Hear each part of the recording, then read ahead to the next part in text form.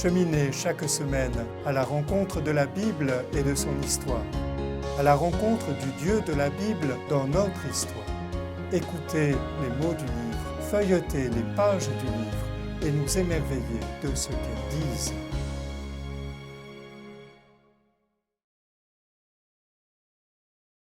Pour les chrétiens, il y a une continuation logique et théologique de l'Ancien au Nouveau Testament. La naissance de Jésus est l'accomplissement des prophéties. Ces paroles sont l'expression parfaite du message du Dieu de l'Ancien Testament. Quant à la mort et à la résurrection de Jésus, elles sont les bases essentielles de la foi chrétienne. L'apôtre Paul ira même jusqu'à dire que si Jésus n'est pas ressuscité, la foi chrétienne n'a plus aucun sens ni fondement. Le Nouveau Testament, c'est donc, dans la Bible, le livre des livres, comme une seconde bibliothèque. Ce Nouveau Testament est constitué de 27 livres. Il n'y a pas de contestation sur cette liste et la classification en est assez aisée. Les 4 évangiles, selon Matthieu, Marc, Luc et Jean. Le livre des Actes des Apôtres, les lettres ou épîtres de Paul, de Pierre, de Jacques, de Jean, de Jude, l'Apocalypse.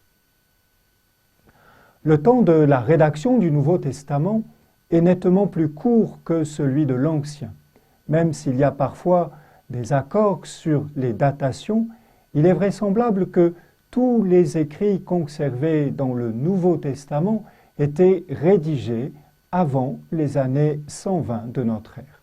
Pour quelques spécialistes, il est même possible que tous les textes aient été rédigés avant la destruction de Jérusalem et notamment l'incendie du Temple. Mais il convient de rester prudent quant aux questions de datation. Même s'ils se trouvent au début de notre Nouveau Testament, les évangiles ne sont pas les textes les plus anciens. Il semble évident que certaines lettres de l'apôtre Paul sont antérieures aux textes des évangélistes. Ces lettres sont destinées à des chrétiens, les premiers, hors de Palestine. Paul donne des conseils, parle de sa propre foi, de ce qu'il sait de Jésus. Je vous ai transmis en premier lieu ce que j'avais reçu moi-même. Christ est mort pour nos péchés, selon les Écritures. Il a été enseveli, il est ressuscité des morts, selon les Écritures. Il est apparu à Képhas, puis aux 12. Dans la première épître aux Corinthiens, au chapitre 15.